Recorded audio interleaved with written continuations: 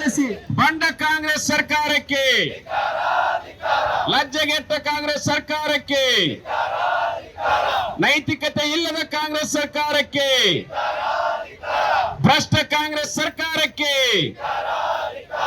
ಗ್ಯಾರಂಟಿಗಳಿಗೆ ಮೋಸ ಮಾಡಿದ ಕಾಂಗ್ರೆಸ್ ಸರ್ಕಾರಕ್ಕೆ, ಅಕ್ಕಿಯಲ್ಲಿ ಭ್ರಷ್ಟಾಚಾರ ಮಾಡುತ್ತಿರುವ ಕಾಂಗ್ರೆಸ್ ಸರ್ಕಾರಕ್ಕೆ, ವಿದ್ಯಾರ್ಥಿಗಳಿಗೆ ಮೋಸ ಮಾಡಿದ ಕಾಂಗ್ರೆಸ್ ಸರ್ಕಾರಕ್ಕೆ, ಕರ್ನಾಟಕದಲ್ಲಿ ಸರ್ಕಾರಕ್ಕೆ, ಅಂದ್ರೆ ದೇಶ ಭಾಷಣ ಕಾಯ್ದೆ ವಿಧಾನಸಭೆಯಲ್ಲಿ ಅದನ್ನ ಕರ್ನಾಟಕವನ್ನ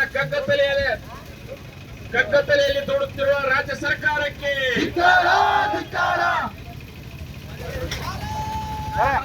ಮಾತಾ ಕಿ ವಂದೇ ವಂದೇ, ಪಾಕಿಸ್ತಾನಕ್ಕೆ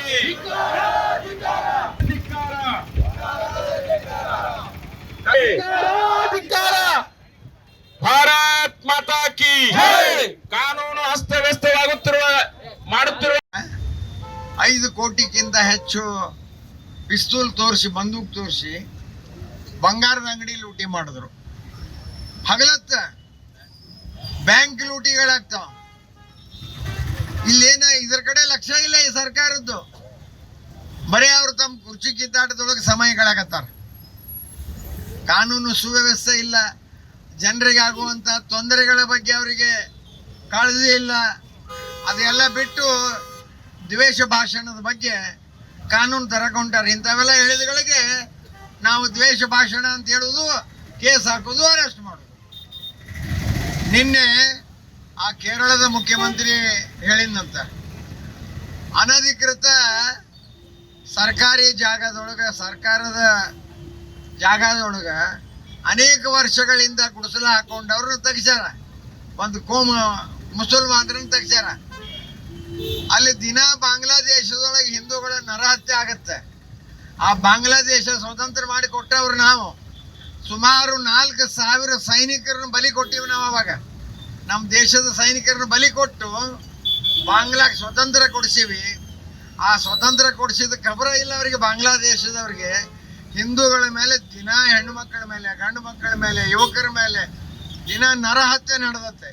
ಅದ್ರ ಬಗ್ಗೆ ಯಾವ ಕಾಂಗ್ರೆಸ್ನವ್ರು ಧ್ವನಿ ಎತ್ತುವಲ್ರು. ಇಲ್ಲೇನೋ ಅವರು ಅನಧಿಕೃತ ಸರ್ಕಾರಿ ಜಾಗದಾಗ ಹಾಕಿದಂತ ಗುಡಿಸಲುಗಳನ್ನು ಕಿತ್ತಿದ್ರಂತ. ಅವ ಕಮ್ಯುನಿಸ್ಟ್ ಮುಖ್ಯಮಂತ್ರಿ ಹೇಳಿದಂತ. ಅದು ವೇಣುಗೋಪಾಲಕ್ಕೆ ಸುದ್ದಿ ಹೋತಂತ. ಅವ್ರ ಕಾಂಗ್ರೆಸ್ಸಿನ ಹೈಕಮಾಂಡ್ ತುಕುಡಿ ಅವ. ಆ ಹೈಕಮಾಂಡ್ಗಳ ತುಕುಡಿಗೆ ಸುದ್ದಿ ಹೋತಂತ. ಅವ ಮುಖ್ಯಮಂತ್ರಿಗೆ, ಉಪಮುಖ್ಯಮಂತ್ರಿಗೆ ವಾರ್ನಿಂಗ್ ಮಾಡಿದಂತ. ಇವತ್ತು ಅದ್ರ ಸಲುವಾಗಿ ಮೀಟಿಂಗ್ ಕರೆದಾರ. ಅವ್ರಿಗೆ ಪರಿಹಾರ ಕೊಡ್ಬೇಕಂತ. ಏನು ಅವ್ರಿಗೆ ಬಂಗ್ಲೆ ಕಟ್ಟಿ ಕೊಡ್ತಾರೋ ಏನು ಮಾಡ್ತಾರ ನೋಡ್ಬೇಕು. ಬಂಗ್ಲೆ ಕಟ್ಟಿ ಕೊಡೋ ಕಾಣ್ತಾರ ಅವ್ರಿಗೆ ಬಹುತೇಕ. ಏನ್ ನಡೆದತ್ತಿಲ್ಲ ಈ ಓಟಿನ ತುಷ್ಟೀಕರಣಕ್ಕಾಗಿ ಈ ಜನ ಏನ್ ಮಾಡೋದಕ್ಕೂ ಹೆಸೋದಿಲ್ಲ. ದೇಶ ಮಾರಿ ಹೋಗಾಕನು ಕೂಡ ಇವರು ಹೆಸಲಾರದಂತ ಬಂಡ ಜನ ಇವರು. ನರೇಗಾ ಗಾಂಧೀಜಿನ ಏನ್ ಮಾಡಿದಿರಿ ನೀವು? ಸ್ವಾತಂತ್ರ್ಯ ಸಿಕ್ಕಿಗಳಿಗೆ ಕಾಂಗ್ರೆಸ್ ಅನ್ನು ವಿಸರ್ಜನೆ ಮಾಡ್ರಿ ಅಂತ ಹೇಳಿದ್ರೆ ಗಾಂಧೀಜಿ ಅವರು. ಅವ್ರ ಮಾತು ಕೇಳಲಿಲ್ಲ ನೀವು. ಮನೆ ಆಳ್ರು ಸುಮ್ಮನೆ ಗಾಂಧೀಜಿ ಹೆಸರು ಹೇಳ್ತೀರಿ. 100 ದಿನ ಇದ್ದದನ್ನ 125 ದಿನ ಮಾಡಿವ್ ನಾವು ನರೇಗಾ. ಅದ್ರ ಹೆಸರು ಚೇಂಜ್ ಮಾಡಿ ಭ್ರಷ್ಟಾಚಾರ ಹಾಕಿತ್ತು. ಅದರಲ್ಲಿ ಯಾಕೆ ಭ್ರಷ್ಟಾಚಾರ ಹಾಕಿತ್ತು ಅಂದ್ರೆ ರಾಜ್ಯ ಸರ್ಕಾರದ ಪಾಲ ಇರಲಿಲ್ಲ. ಅಲ್ಲೇ ಕೇಂದ್ರದ ರೊಕ್ಕ ಅಂತೇಳಿ ಲೂಟಿ ಹೊಡಿತಿದ್ರಿ. ಅದಕ್ಕೀಗ 60% ಕೇಂದ್ರ ಸರ್ಕಾರದ್ದು, 40% ರಾಜ್ಯ ಸರ್ಕಾರದ್ದು ಅಂತ ಮಾಡಿದ್ದು ನಿಮಗೆ ಬ್ಯಾನ್ ಹತ್ಯದ. ಆ 40% ಕೊಡಾಕ ನಿಮಗೆ ಬ್ಯಾನ್ ಬಂದು ಗಾಂಧೀಜಿ ಹೆಸರು ಹೇಳ್ಕೊಂತ ಹೊಂಟಿರಿ ನೀವು. ಇದನ್ನು ಬಂದ್ ಮಾಡ್ರಿ ನೀವು. ಅದು ಯಾವ ಸ್ಕೀಮನ್ನು ನಾವು ಬಂದ್ ಮಾಡಿಲ್ಲ.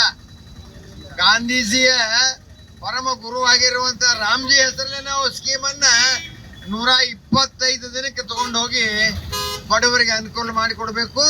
ಮತ್ತು ಅದರಲ್ಲಿ ಭ್ರಷ್ಟಾಚಾರ ಆಗಬಾರದು ಅನ್ನುವಂಥ ಕಾನೂನು ತಂದು ಆ ಸ್ಕೀಮನ್ನು ನಾವು ಮುಂದುವರಿಸಿದ್ದೀವಿ. ಜನಗಳಿಗೆ ತಪ್ಪು ಕಲ್ಪನೆ ಕೊಡ್ತೀರಿ. ಮತ್ತು ನೀವು ನೋಡಿದ್ರೆ ಲೂಟಿ ಹೊಡ್ಕೊಂತ ಬೇರೆ ಏನೂ ಕೆಲಸ ಇಲ್ಲ. ನಿಮ್ಮ ಅಧಿಕಾರದ ಕಚಾಟದೊಳಗೆ ದಿನ ಕಳೆಯಾಕತ್ತೀರಿ. ನೀವು ಕೂಡಲೇ ರಾಜೀನಾಮೆ ಕೊಟ್ಟು ಹೋದ್ರಿ ಅಂದ್ರೆ ಚುನಾವಣೆ ಬರ್ತದೆ. 5 ರಾಜ್ಯಗಳ ಚುನಾವಣೆ ಬರ್ತಾವೆ. ಅದ್ರ ಜೋಡಿ ಕರ್ನಾಟಕದ್ದು ಸೇರಿಸಿ ಮಾಡೋದಕ್ಕೆ ಅನುಕೂಲ ಆಗುತ್ತೆ.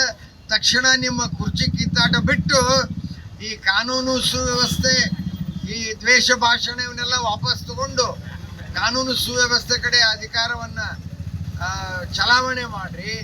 ಕಾನೂನು ರಕ್ಷಣೆ ಮಾಡೋದಕ್ಕೆ ನೀವು ಅಧಿಕಾರವನ್ನು ಬಳಸ್ಕೊಡ್ರಿ.